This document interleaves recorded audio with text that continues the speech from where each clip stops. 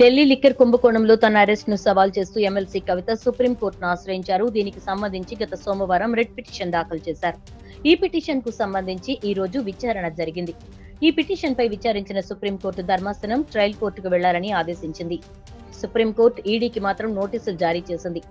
6 వారాల్లో వివరణ ఇవ్వాలని కోరింది. ఈ నెల 23న ఆమెను కోర్టులో ప్రవేశపెట్టాలని ఉత్తర్వు జారీ చేసింది. ఈ నేపథ్యంలో కవిత పిటిషన్ తిరిగి రౌజ్ అవెన్యూ కోర్టులో బెయిల్ పిటిషన్ దాఖలు చేసుకోవాల్సి ఉంటుంది. దేశవ్యాప్తంగా సంచలనం సృష్టించిన ఢిల్లీ లిక్కర్ కుంభకోణంలో కీలక పరిణామాలు చోటు చేసుకుంటున్నాయి. ఇప్పటికే ఈ కేసులో అరెస్ట్ అయి గత 5 రోజులుగా ఈడీ విచారణ ఎదుర్కొంటోంది కవిత. తనను అక్రమంగా అరెస్టు చేశారని, ఈడీ నిబంధనలను ఉల్లంఘించింది అని, ట్రాన్సిట్ రిమాండ్ వారెంట్ లేకుండానే అరెస్టు చేసిందని పిటిషన్ లో పేర్కొన్నారు కవిత.